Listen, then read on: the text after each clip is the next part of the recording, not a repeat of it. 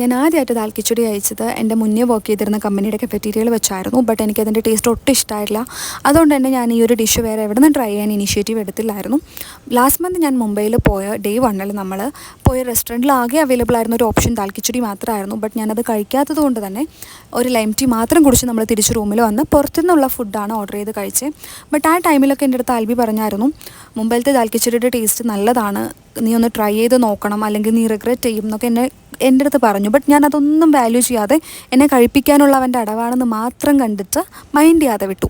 But the very next day അവന് ദാൽ കിച്ചടി കഴിക്കണം എന്ന് പറഞ്ഞ് നമ്മളുടെ അപ്പാർട്ട്മെൻറ്റിൽ തന്നെയുള്ളൊരു റെസ്റ്റോറൻറ്റിൽ നിന്ന് അവൻ ഫുഡ് ഓർഡർ ചെയ്തു.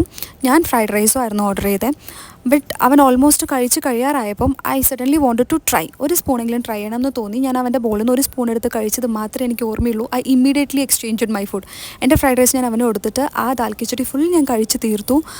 ഇതാ നമ്മൾ പറയുന്നത്, ഒരു സാധനവും നമ്മൾ ജഡ്ജ് ചെയ്യരുത്, അതിൻ്റെ ആക്ച്വൽ ഒറിജിനൽ പോയി കഴിച്ചാൽ മാത്രമേ നമുക്ക് അതിൻ്റെ ആക്ച്വൽ ടേസ്റ്റ് മനസ്സിലാവുള്ളൂ.